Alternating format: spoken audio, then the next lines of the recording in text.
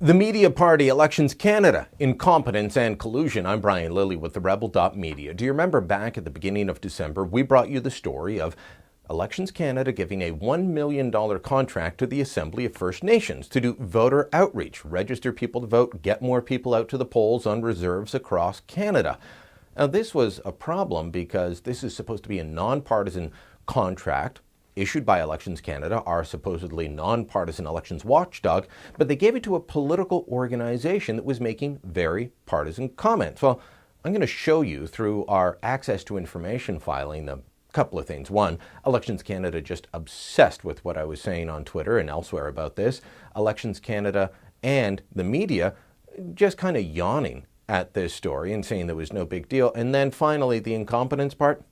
We also found out that Elections Canada didn't even know about photocopied ballots happening on reserves. A complaint from the NDP, by the way, until they found that out on Twitter. That's how they were monitoring that. But first, let's remind you of the story. Elections Canada hired to get more people voting on reserves across the country, even though the contract said that it was supposed to be nonpartisan. At their annual general meeting, there were members of the organization, including executives, making openly partisan comments, calling for the Conservatives to be defeated. Let me read to you the comments from Derek Nepinak. He's a Grand Chief out of Manitoba. He was speaking from the podium at the AFN's convention and said, "Look to the polls to see who is the closest to overthrowing the representative in blue. Is it going to be orange or is it going to be red? Strategically vote to make sure that blue doesn't get in there."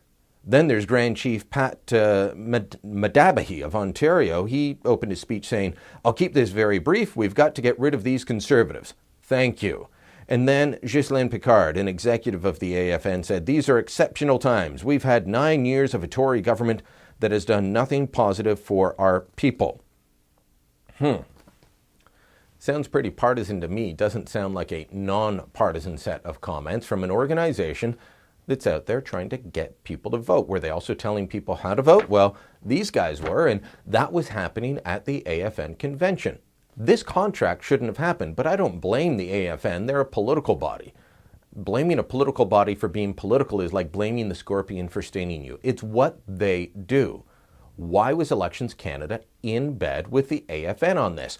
Wasn't there some other organization out there that could have bid on the contract? Because this was a sole-sourced contract. There's so many problems with this, so many angles that other media could have picked up on, but they didn't. Instead, what they did was ignored the story. We did find out that Canadian press asked one question, but they apologized for it as they did it. Let me read to you from our access to information filing, an email between an unnamed Canadian press reporter and John Enright, their communications guru. The CP reporter writes, "Hey there, Brian Lilley." Yeah, my name's covered out, but I know it's me. "Hey there, Brian Lilley. Yes, I know." He's apologizing for this. "Was asking in Scrums today about Elections Canada's contract with the AFN for voter outreach. According to the contract, he says the AFN was supposed to be nonpartisan. Some of its members in the end were openly promoting strategic voting against the Conservatives, not necessarily doing anything on this, but wondering what you can tell me about it." Apologizing for asking a question about a sole source contract worth more than $1 million to a political organization that was engaged in partisan activities while also doing voter registration and outreach. They're apologizing for it. Why? It's not on their agenda. It doesn't fit the media party narrative, so they apologize for it. This is unreal, but it's how the media operates in this country, and it shows their incompetence. They're not interested in stories that don't fit their narrative, and showing that Elections Canada gave a contract to a First Nations group that wasn't on the up and up, well, that might look bad, so they're not going to do it. Let me show you a couple of other things from this that show you the incompetence of Elections Canada. Elections Canada is obsessed with what people say about them on Twitter, and I was pretty active on Twitter and other social media platforms denouncing this contract and promoting the story. And plenty of you were tweeting about it, retweeting the story. Check this out, Elections Canada documenting all of this.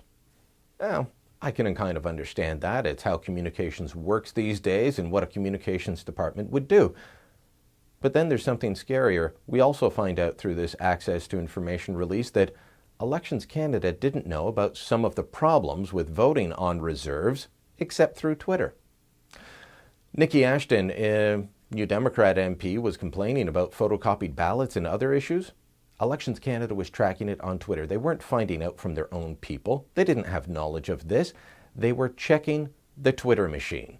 Incompetence, collusion with the media. This is what we get from the organization that's supposed to be the independent, non-partisan watchdog of our elections.